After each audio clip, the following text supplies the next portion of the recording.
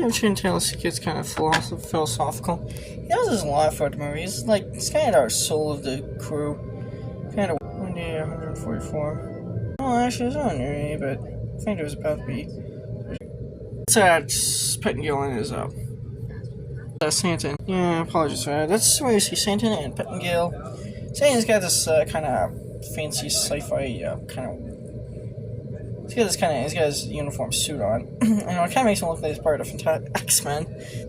I know, to be honest, the spacesuits, they kind of look like they were kind of from Lost in Space. It came out 2 years before this movie, so.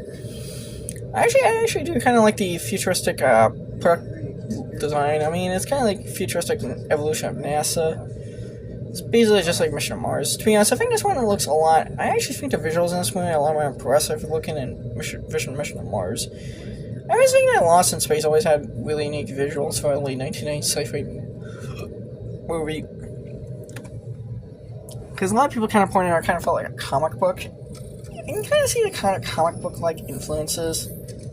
Kind of comic book-like influences.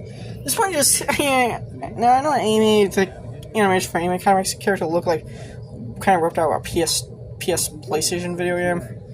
But actually, the effects actually aren't that half bad for a early 2000s sci-fi movie. Actually, not half bad. Actually, not too half bad. Actually, not half bad. I really like Graham Wilson's score in this movie. It gives it a very nice atmosphere. It's a pretty nice atmosphere. Kind of like it has a nice atmospheric sound. I actually like. Same with what he did Pitch Black too, and Carlos Riddick. And Graham Wilson made some really good sci-fi scores. This is a shame he doesn't really. I don't know. I honestly don't think he. It's kind of a shame he doesn't really get the composer. He doesn't really compose that many big movies anymore. I honestly think he's an underrated composer. Honestly, I actually wish he composed more movies these days. I actually wish he composed more movies these days. I just don't know. I mean, he would actually do a good job of working on Marvel. You know, I think I know his score for The Crow gets a lot of praise, but I think his best work is always what he did with the Riddick films. That's always his best work, in my opinion, to me. That and the score for Daredevil. Now, here's where, Wars 1, day 168. Here's where you see this website hits saying.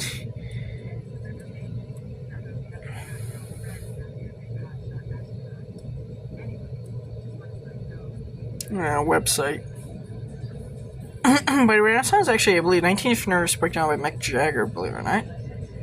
This is where we see Kate. Now, Peter Bowman is the only one whose first name was actually mentioned in the movie. All the rest, it's like in data files.